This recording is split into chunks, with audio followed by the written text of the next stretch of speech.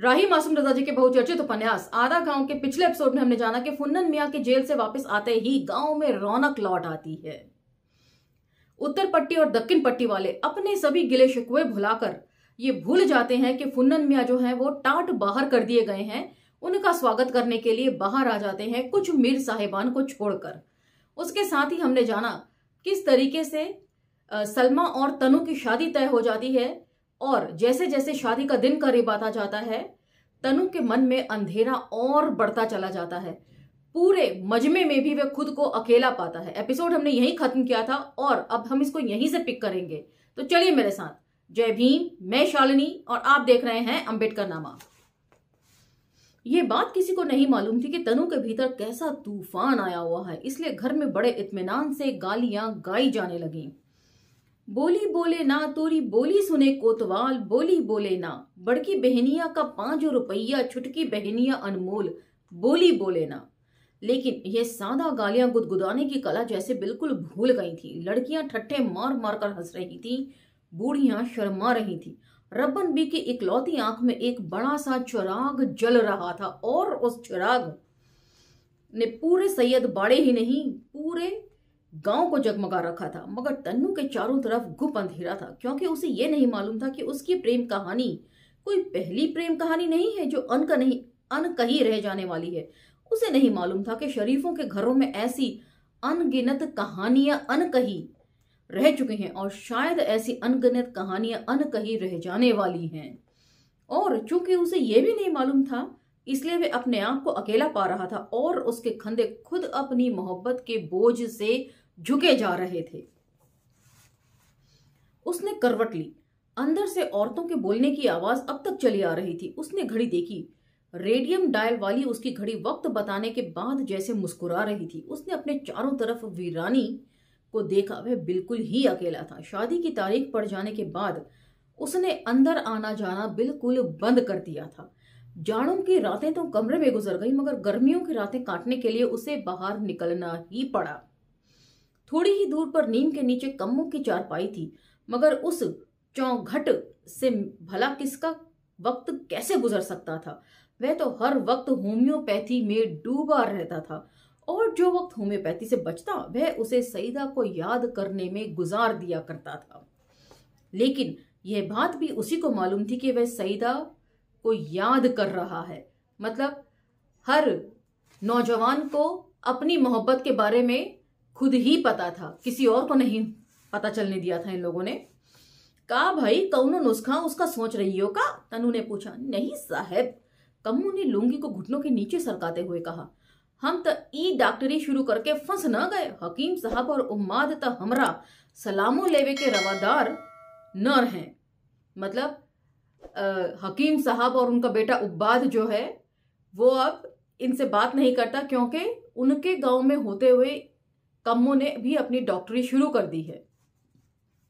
अब आपे बताइए कि हम घरे घरे ई कहते ना गए कि ई लोगों हमरे जिहां इलाज करावे अवत जा। नया जमाना है, नए नए मरज निकल आए हैं। हकीम साहब के पास ते वही हकीम लुकमान के नुस्खे चले आ रहे हैं।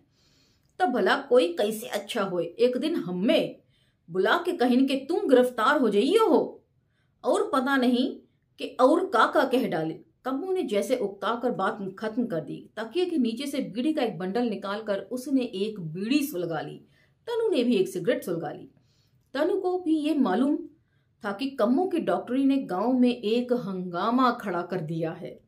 एक तो जवाद मियाँ का लहजा इतना करारा हो गया है कि उसे झेलना दिन ब दिन टेढ़ा काम होता जा रहा था। उन्होंने तो कम्मू को विद इन ब्रैकेट, जिसे अब वे कम्मू न कहकर कमालुद्दीन कहा करते थे, छोटा मोटा मसीहा बना दिया था। इंतहा तो यह थी कि कम्मू की 3 गोलियों ने उनकी रियाह तक पर जोर कम कर दिया था। मतलब जो उन्हें गैस्ट्रिक प्रॉब्लम हुआ करती थी वह भी काफी हद तक ठीक हो चली थी। वैसे रहमान वो और फिद्दू के ख्याल में तो उनके पादने का डंका उसी जोर शोर और आन बान से बज रहा था। हाँ, घर के बाहर वे जरा देखभाल कर पादा करते थे, इसलिए कम्मू ने कमाल तो वाकई कर दिखाया था।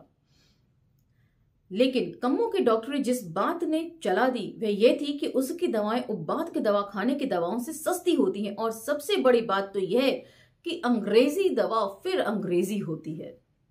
मगर जाहिर है कि हकीम सैयद अली कबीर जैदी को रहमान वो और जवाद मियाँ के हरामी लड़के की डॉक्टरी एक आंख नहीं भाती थी। उन्हें होम्योपैथी से विरोध था। बात यह है कि होम्योपैथी वाले गांव गांव एक बक्सा लेकर बैठ गए थे, न नब्ज देखना जाने न क्रूरा, मगर धड़ाधड़ इलाज किए जा रहे थे। लोगों को उससे फायदा भी हो रहा था। ये ठीक है कि हकीम साहब खुद अपने बीमारों से कुछ नहीं लिया करते थे, मगर घोड़े या इक्के का किराया तो मरीजों को ही देना पड़ता था। इन लोगों के यहां यह भी नहीं था, इसीलिए हकीम साहब के यहाँ मरीजों की संख्या कम होने लगी। आसपास के डॉक्टरों की तो खैर वे झेल जाते, लेकिन कम्मो ने तो ठीक गंगौली में अपनी दुकान सजाकर हकीम साहब की कमर ही तोड़ दी थी। हमरा का मरे देव हरमजादन को, हकीम साहब ने करने को तो अपनी तरफ से यह ऐलान कर दिया और अपने हाथ भी झाड़ लिए, लेकिन यह हार बड़ी भयानक थी, क्योंकि गंगौली और अड़ोस पड़ोस के दूसरे गांव में कोई 800-900 साल से, मतलब 800-900 साल से उन्हीं के बाप दादा लोगों की दवा दारू करते चले आ रहे थे। इसलिए उन पुश्तैनी मरीजों को कम्मों के दरवाजे पर देखकर उन्हें दुख होता था। फिर उस दिन तो गजब ही हो गया जिस दिन उनकी खुद की बेटी ने उनकी आंख बचाकर अपनी गोद वाली को कम्मों के यहां भेज दिया। बस हकीम साहब एकदम से बूढ़े हो गए। बच्चा कोई ऐसा बीमार नहीं था, चुनने पड़ गए थे। वे घर के टोटकों से अच्छा हो सकता था, लेकिन जब उन्होंने देखा कि खुद उनकी बेटी अपने बच्चे को सफेद गोलियां खिला रही हैं, तो वे बुझ से गए। बोले, ठीक है, अब यह देखे के रह गया कि हमरी नतनी का इलाज ऊ हरमजदवा कमुआ कर रहा है। ए अब्बा, आप गए रहे अलावलपुर और ई माटी मिली मार रोए चली जात रही। अब ई कोई तरह ना पटानी तो हम ओके हिया भेज के दवाई मंगवा लिया। ठीक है बेटी, हकीम साहब ने बिना आंख उठाए हुए कहा। हम अलावलपुर से लौटे वाले तय रहे ना, मतलब अपनी बेटी को झाड़ रहे हैं कि तुम तो ऐसी बात कर रही हो जैसे मैं कभी लौटता ही नहीं वापस।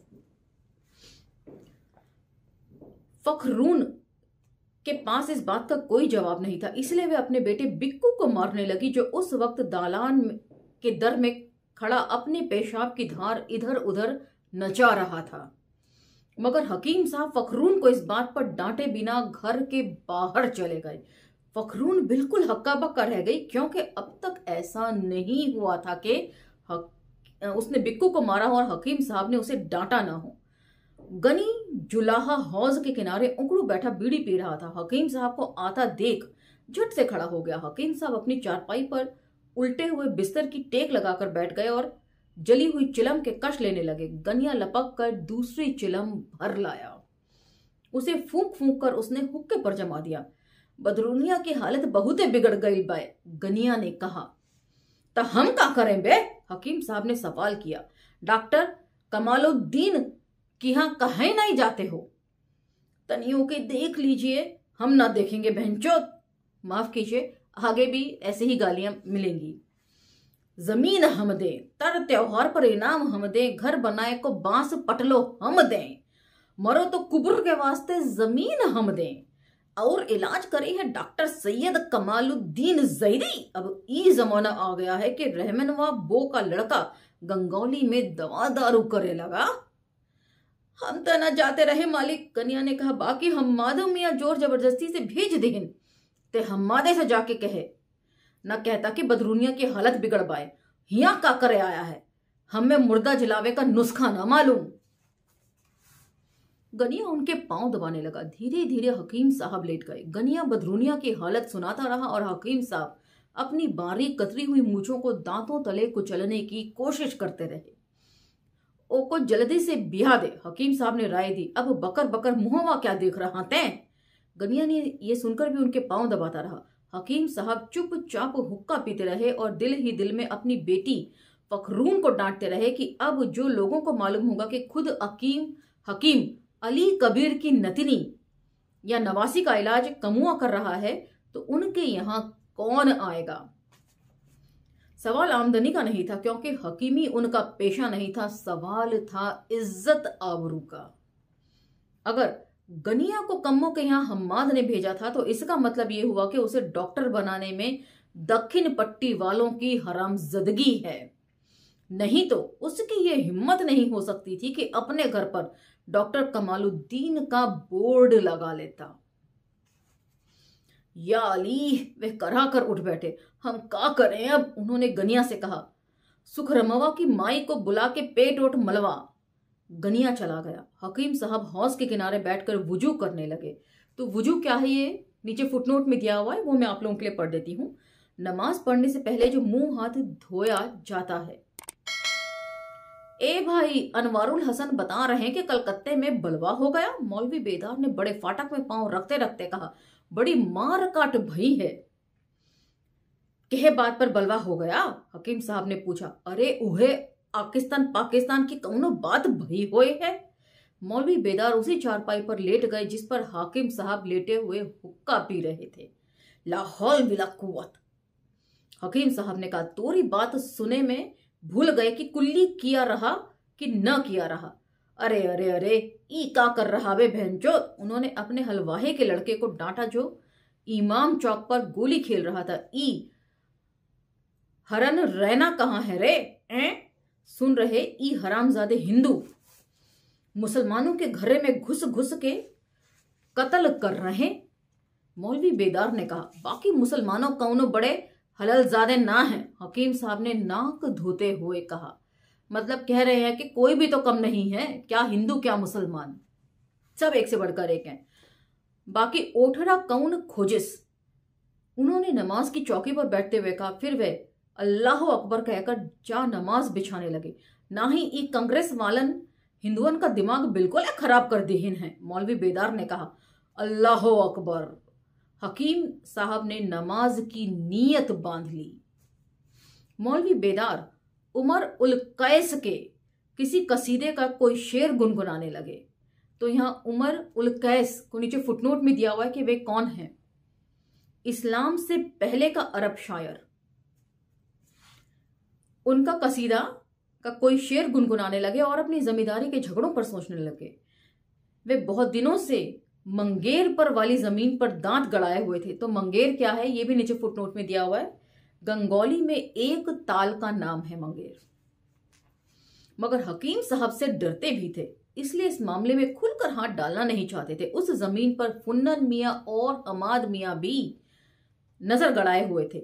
मौलाना का ख्याल था कि ये तीनों उलझ जाएं तो वह जमीन उनको मिल सकती है, क्योंकि इन तीनों का अपनी अपनी बात रखने के लिए उनके नाम पर समझौता करना ही पड़ेगा। सुना है कि हम्माद बफतिया से ऊ वाली जमीन लिखवाए वाले हैं।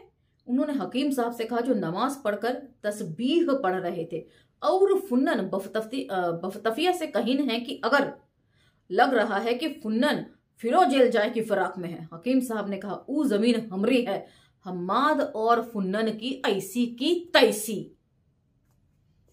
उहे तो हम कह रहे, हम्माद और फुन्नन को ऊ जमीन ना मिल सकती, चाहे कोई और ले ले। तुम काहे ना ले लेते हो? इधर उधर तोरी जमीनों है ना भाई, हम अकेले आदमी झगड़े में ना पड़ेंगे। फुन्नन तोरी जौन जिल्लत कह न रहा, का तुओं को भूल गयो? वो भूले की बात है का? सवाल किया उन्होंने। भूले की बात ना है। बाकी हकीम साहब बोले इस जमाने में तो इतनी बात एक के साथ होए लगी है कि आदमी बौराए जाए कि का याद रखे और का भूल जाए। कमुआ हरमजदा डॉक्टर हो गया। हम अली हादी से कहा कि ओ को कौनो नौकरी दिलवा दो कि कोई तरह ई बलाए हिया से टले। बाकी उहे तलाट साहब हो गए हैं ना, ओ को नौकरी मिल गई होती है ना, तो होम्योपैथी के बक्से से हमरी नाक तना ना काटता। बाकी ए भाई ओके इलाज से फायदा तो हो रहा। बेदार मियाँ ने कहा तुम एक जमाने से हमारी बवासीर का इलाज कर रहे हो। ओकी दवाई 6 दिन खाई है अभाई, खून ते बिल्कुल है बंद हो गया है। हाँ तोरे बाप अली मोहम्मद और चाह महरूम की बवासीर का इलाज उहों के हिस्सा रहा। हकीम साहब ने कहा का जमाने के साथ बवासीरियों बदल गई है। अली मोहम्मद शाह मरहूम की बवासीर पुराने जमाने की रही और तोरी नए जमाने की। ए भाई अब ई तो तोरी जबरदस्ती है। बेदार मियाँ खसिया गए। जे की दवा से फायदा हुई है, आदमी ओहे के पास जरूर जइये है। अरे तो हम के सामने हाथ जोड़ रहे हैं।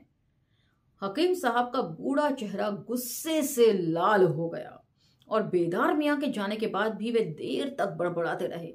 आंगन में इक्कट दुक्कट खेलने वाली बच्चियां डर कर घर में भाग गई। हकीम साहब लेट गए।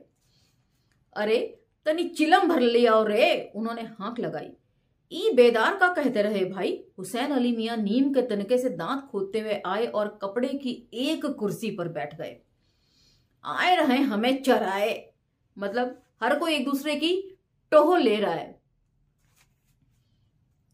आए रहे हमें चराए, हकीम साहब ने कहा। मंगेर पर वाली जमीनियां लेवे के फिक्र में हैं, बाकी ये हस्सू उ सुल्तानुल मदारिस में सदरुल फाजिल तक पढ़ लिहिन ना।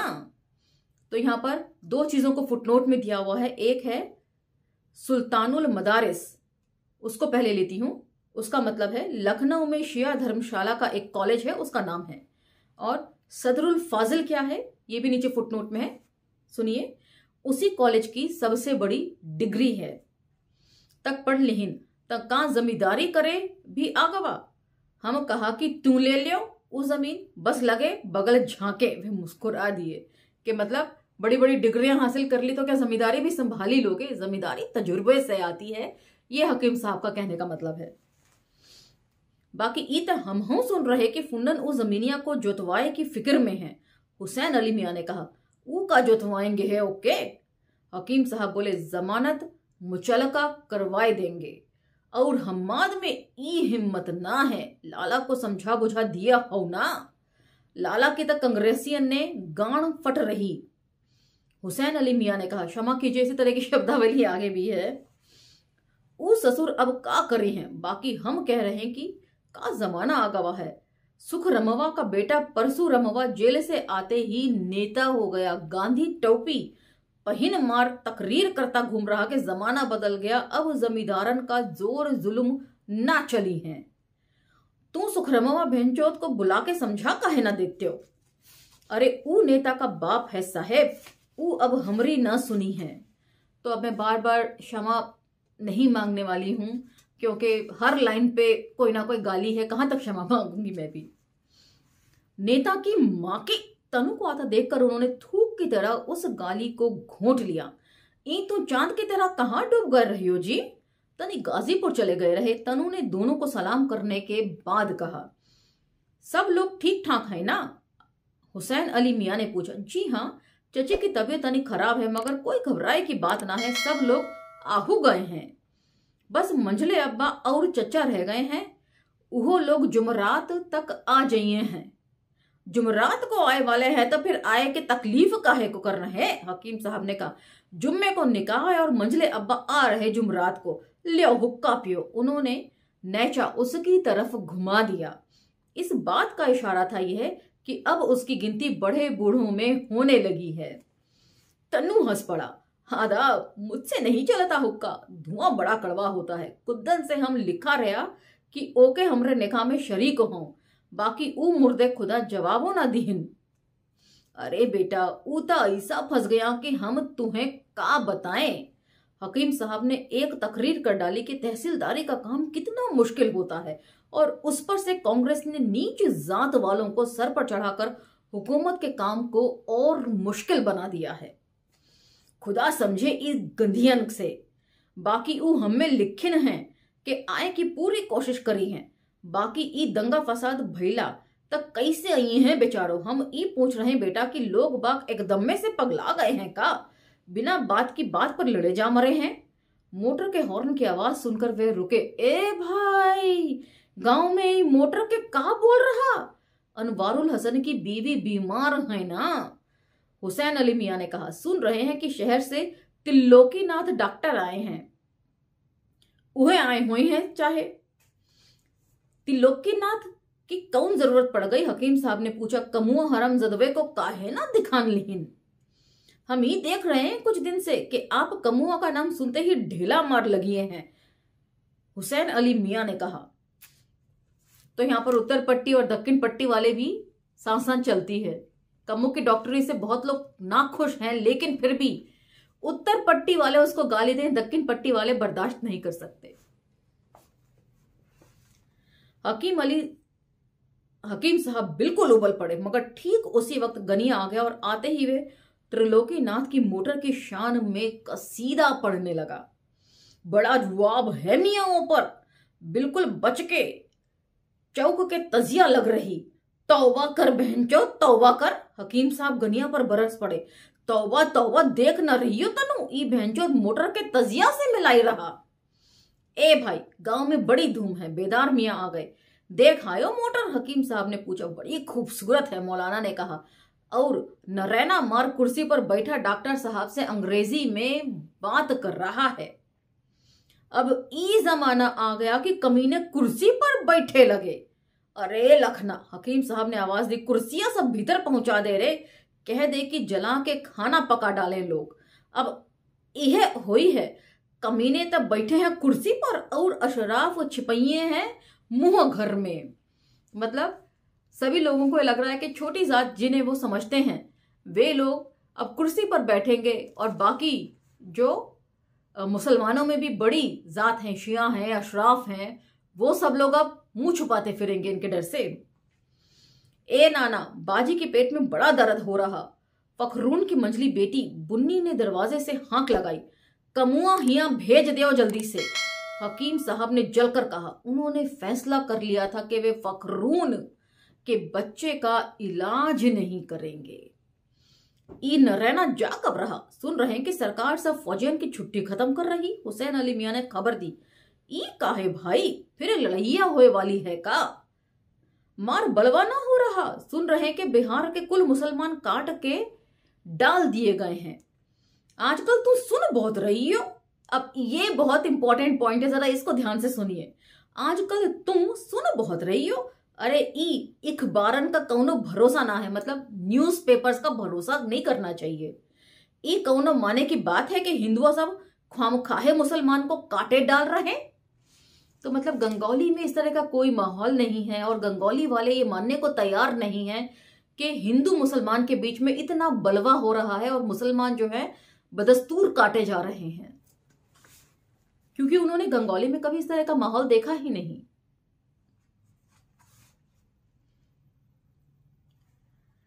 पाकिस्तान को वोट देवे की वजह से काट रहे। ए भाई, ई तक कौन बात ना भाई। हकीम साहब बोले, हमरा वोट रहा, हम जो को चाहे ओ को देंगे। ई ठीक है, मौलवी बेदार बोले। बाकी ई पाकिस्तान में कौनो गड़बड़ जरूर है। जेह दिन से ई जिन्नवा मलऊन पाकिस्तान की बात निकाले से हैं, तेही दिन से माथा ठनक रहा। अब देख लियो, कलकत्ता में बलवा भया, छपरा में भया, 2-4 दिन में गाजीपुरों में हो जाइए है। अब खुदा जौन दिखलाइए है तौन देखा जाइए है। हकीम साहब ने कहा, अब तब पाकिस्तान को वोट दे दिया कि मतलब अब जैसे ऊपर वाले की मर्जी हो वही होगा। अक्का मालूम पूरब और पश्चिम को मिलावे वाली सड़किया एहरे से जाए? मौलवी साहब ने कहा। तुम्हें कौन फिक्र है? हकीम साहब ने सवाल किया। आगे नाथ न पीछे पगहा। पाकिस्तान बने तका कौर, जो न बने तका सैफुनिया से ब्याह कर लेते हो तब पूछते। लाहौल बिला कुवत, बेदार मियाँ खड़ गए। उहे हरामजादी रह गई है हमरी बीवी बने के। ओके हरामजादी मत कहिए, हुसैन अली मियाँ ने कहा। मिगदादवा सुन लीहन तक गजब हो जाइए। तो हम पहले पढ़ चुके हैं, मौलवी बेदार जो हैं वो सुलेमान शाह और झंगटिया बो की बेटी के ऊपर लट्टू हो गए थे, और उसने भाग कर जो है कलकत्ते में शादी कर भाग कर कलकत्ता चली गई थी, शादी कर ली थी। ठीक उसी वक्त मिगदाद ने बड़े फाटक में पांव रखा। उसने किसी को सलाम नहीं किया। उसके कंधे पर किसानों का लठ था और मुंह पर खेत की मिट्टी। कर्मिज के जूते से उसके गंदे पांव झांक रहे थे। पजामा पहनना तो उसने छोड़ ही दिया था। उसका कहना था कि पजामा किसानों का पहनावा नहीं है। वह एक मैली उठकी धोती बांधे हुए था। लाठी को इमाम चौक पर रखकर अंगोछे से माथा पोंछता हुआ वह चबूतरे तक आया। ये भी जो है टाट बाहर दिखाया है मिकदाद, क्योंकि इसने अपनी ही सौतेली बेटी बहन सैफुनिया से शादी कर ली है और दोनों ही हम्माद मियां के बच्चे हैं। उत्तर पट्टी में दूर दूर तक सन्नाटा छा गया। हम ई कहे आए हैं कि मंगेर पर वाली जमीन हमरी है और जय माई के लाल में दम हुई हुआ आके हम में हटा के ओके जोत ले। कौनो जबरदस्ती है? हकीम साहब ने पूछा। आप और हमरे बुजुर्ग हैं, मिकदाद ने कहा। आपसे तो हम ई ना कह सकते, बाकी छोटे हजरत की कसम खेतवा हम ही जोतेंगे। तो यहाँ छोटे हजरत को भी नीचे फुटनोट में दिया हुआ है, ये मैं आपके लिए पढ़ देती हूँ। इमाम हुसैन के छोटे भाई को कहते हैं छोटे हजरत। शिया इनकी कसम खाते हैं, मगर जब खाते हैं तो पक्की खाते हैं। मतलब समझ सकते हैं, जहां तक मेरी समझ है, कि यदि किसी ने छोटे हजरत की कसम खा ली है तो इसका मतलब ये होना चाहिए कि बात बिल्कुल पक्की तौर पर कही गई है या होने वाली है। बाकी छोटे हजरत की कसम खेतवा हम ही जोतेंगे। ई बात हम हम्मादो मियाँ से कह दिया है। सुन रही हो ये हरामजादे की बात? बेदार मियाँ ने टुकड़ा लगाया। ऊ तोरे बाप है ना, हम्माद मियाँ कह रहा। बाप हम ना जानते, मिकदाद बोला। ऊ जमींदार है और हम काश्तकार। और इहो सुन लीजिए कि फुन्ननचा और परशुरमवा दोनों हमारे साथ हैं। अपनी लाठी उठाकर वह चुपचाप चला गया। हकीम साहब ने अगर उसे बुलाकर कह दिया होता कि मंगरे पर वाला खेत वे चाहते हैं तो शायद वे बुरा ना मानता, शायद चुप रह जाता। लेकिन वह किसी की धौंस में नहीं आ सकता था, चाहे वे हकीम साहब हों या हम्माद मियाँ। हम्माद मियाँ मिकदाद के पिता भी थे और उन्होंने जब उस पर धौंस जमानी चाही तो मिकदाद एकदम बागी हो गया और सैफुनिया को शादी करके अलग हो गया और उसको भी टाट बाहर कर दिया गया। तो इसी के साथ आज का ये एपिसोड हम विराम देते हैं। अगले एपिसोड में अगली पेशकश के साथ मैं फिर हाजिर हो जाऊंगी। अब मुझे इजाजत दीजिए। धन्यवाद। जय भीम।